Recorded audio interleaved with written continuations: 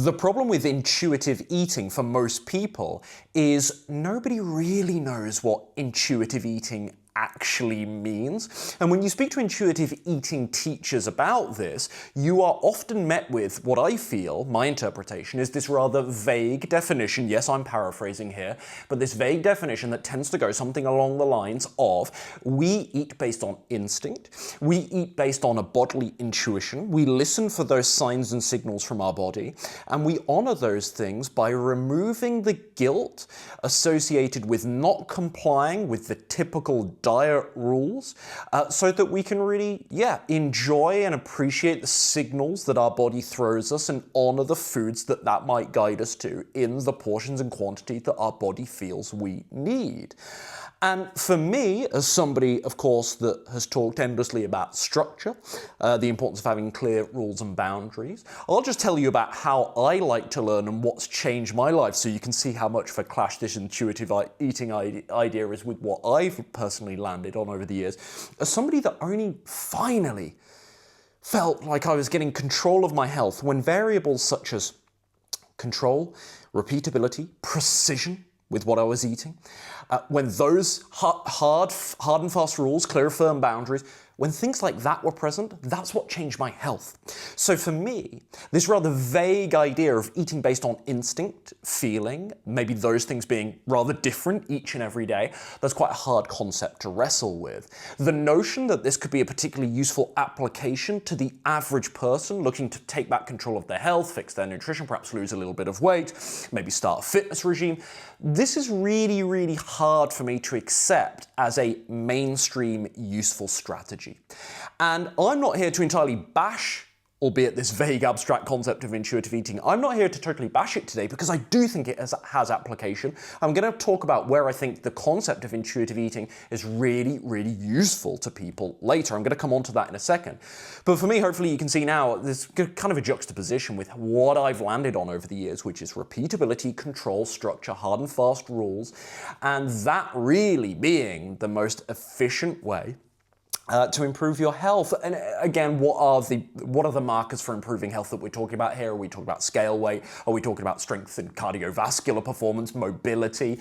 Are we talking about biomarkers such as cholesterol, etc., etc., etc.? We might be talking about all of those things under the vague bracket of health and well-being. What about mental health and well-being too, which is an argument the intuitive eaters will make, that diet rules are really mentally rather aggressive. And I understand and I sympathize with that to a degree as well. But can you now see why me, as somebody that loves structure, and for me, that is how I interpret when the shift for me came and the transformation for me came, well, it's really hard for me to wrestle with this rather vague concept of eating from vibes. Now, look, I'm being really condescending with that. I think the well-articulated intuitive eating teachers will very much caveat the advice they give us. Hey, we don't listen to everything. We don't interpret every craving as, I should go and eat chocolate now. So the more articulate teachers in this space make this very, very clear. But you can see, or for me, my contention is like the vaguity of that, well, I'll just get up and eat what my body tells me to eat every day. Oh my goodness, there's so much that can go wrong with that. And for me, is this all? I cannot ignore this question. I keep coming back to this when I have discussions about intuitive eating with peers in my space.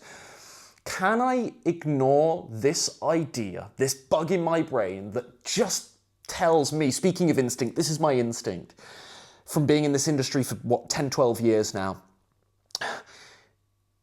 Is intuitive eating a massive cope to just eat rubbish bluntly and not feel bad about it? The war that the intuitive eating teachers engage in with folks that are a bit more, let's say, whole food Puritan, a bit more strict, maybe folks with my kind of attitude, let's say, the structure, eat as healthy as you can, generally speaking. The war the intuitive eaters have with that idea and those folks teaching that more like my principles, is that all just to make them feel better about eating very, very poorly? And I can't get that bug out my brain. I can't. And that's where I've landed. I think simultaneously, as much as I've just said, you know, my philosophy is structure, rules, etc., etc., etc., I do subscribe to what the intuitive eaters talk about when they say the body has an internal guidance system and it will send you signals beyond what you can consciously interpret particularly effectively. And so you must listen to those things, and you must also try not to reflect on them too much, because that's when you might get confused and overwhelmed and distracted. And you must listen to the signals when they arise, because again, the body is giving you feedback. The body is so much more intelligent than, again, you can consciously understand and reconcile in a given moment when you're going about your day. It will send you signals that it needs some maybe carbohydrate energy. I need the glucose, send me that stuff. But you could be distracted with a million things in your day. And not to mention, how do you know how to interpret that information anyway? When you get the the trigger for glucose, do we really trust most people's ability to go and get, you know, the most appropriate source of glycogen? Maybe not, maybe not. And so there's the other elephant in the room, isn't it? The vaguity of that approach of, well, eat based on these bodily signals. Again, I digress slightly. What I wanted to say initially is I do actually subscribe to that idea. I think the intuitive eaters are quite right about that we can't always understand the signals that our body needs, and that there ought to be some wiggle room around the edges for, I'm slightly hungrier today, I'm going to eat more. Something is just telling me deeply and internally I need a bit more fat in my diet today. I'll listen to that instinct.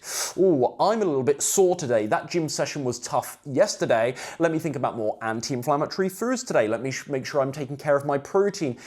Let me make sure I'm restoring my glycogen. My glycogen stores are getting low. I'm feeling a bit fatigued, a bit lethargic this morning from those tough workouts and a high step day. This is actually the case for me yesterday.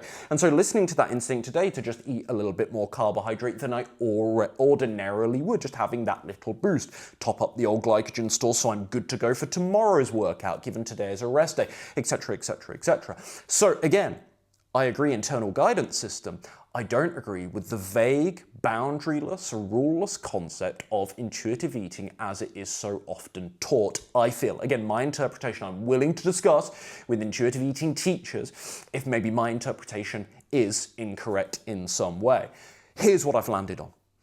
On one hand, I'm saying I love rules, I love structure, I love control, I love precision, that's what's changed my life. On the other hand, in the last 2 minutes I've just conceded, there is something about this bodily intuition thing, and there is some flexibility around the edges, I think, here to listen to those things. Here's what I've landed on. Intuitive eating is not appropriate for most people, hence the title of this video. In fact, it could do more harm for good than most people, I argue, as being a bit of a copium to have a really poor diet and maybe not fully take back control of their health in the most efficient, effective way possible, under the guise of the diet stuff is too strict and too hard and I'm going to listen to... Don't like it, don't like it, don't like it, don't like it, don't like it.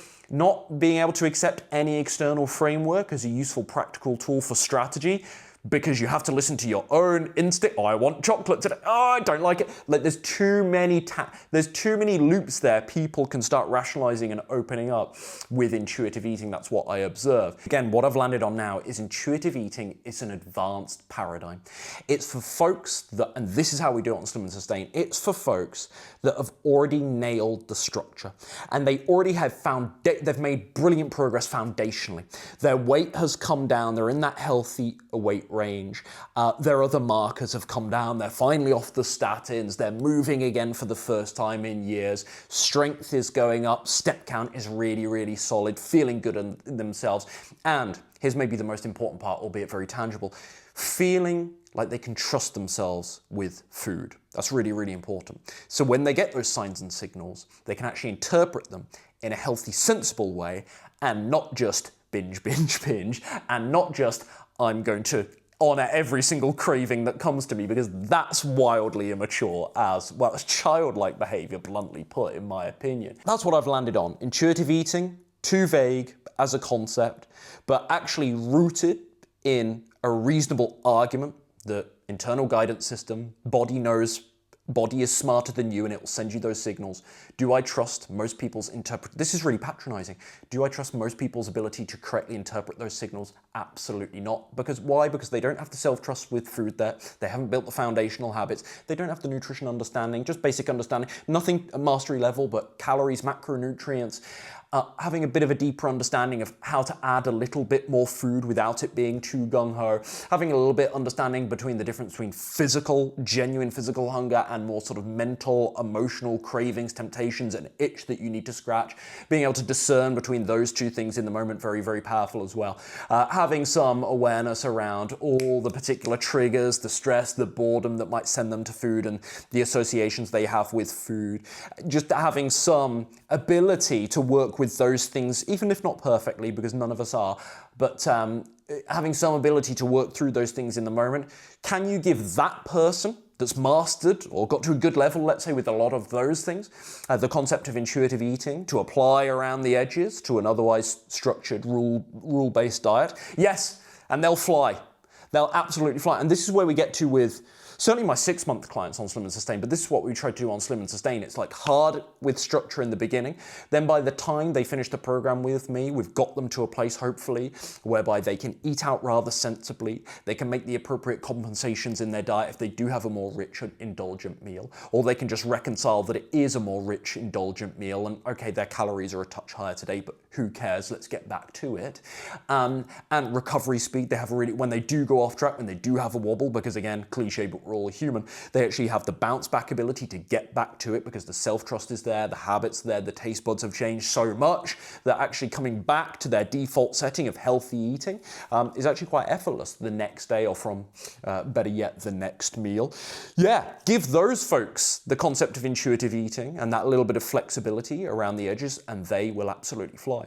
Give somebody that hasn't learnt the rule-based structure yet, that might still be quite far, admittedly, away from their healthy body weight range. No, I don't like intuitive eating as a concept, and I think it needs to be avoided until you're at that more, you've got that more foundational level sorted.